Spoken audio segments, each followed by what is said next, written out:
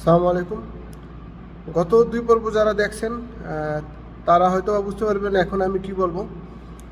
আমি যখন আমার পাসপোর্ট ইতালির জন্য জমা দিলাম তখন আমার ওইরকম কোনো ধারণাই ছিল না যে ইতালি কি, বিদেশ কি, সৌদি আরব কি, স্পেন কি, কাতার কি, কুয়েত কি, কিছুই আমি বুঝতাম না। আমি ভাবতাম বিদেশ মানেই ইংরেজিতে কথা বলে। আমার ওই ধারণা হওয়ার পর আমি 8 থেকে যখন 9 উঠছি তখন আমার ইংলিশের উপর পুরো ফোকাস ছিল। আমি আজও পর্যন্ত ইংলিশে খুব ভালো কথা বলতে পারি, কিন্তু লিখতে পারি না। আমার ভুল হয়, কারণ আমার বলার দিকে ফোকাস ছিল, লেখার দিকে ফোকাস ছিল না।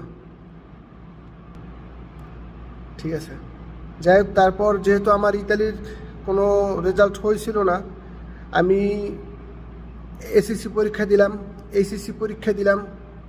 তখন ইসলামের দিকে 5 ওয়াক্ত নামাজ পড়তাম, মুখে দাড়ি রেখে দিছিলাম।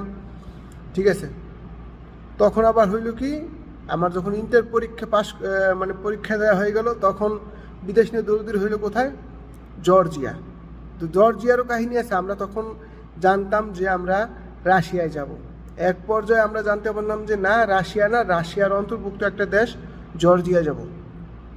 তো যাই হোক, আমরা ওই জর্জিয়া কোথায় খোঁজার জন্য আমাদের এক বড় ভাই শ্রীকান্ত দা, আমাদের পাশের গ্রামের, আমাদের আশেপাশে পাশেই, তার বাসায় বড় ওয়ার্ল্ড ম্যাপ ছিল। ওই ম্যাপ থেকে যে জর্জিয়া খোঁজা বাইর করলাম।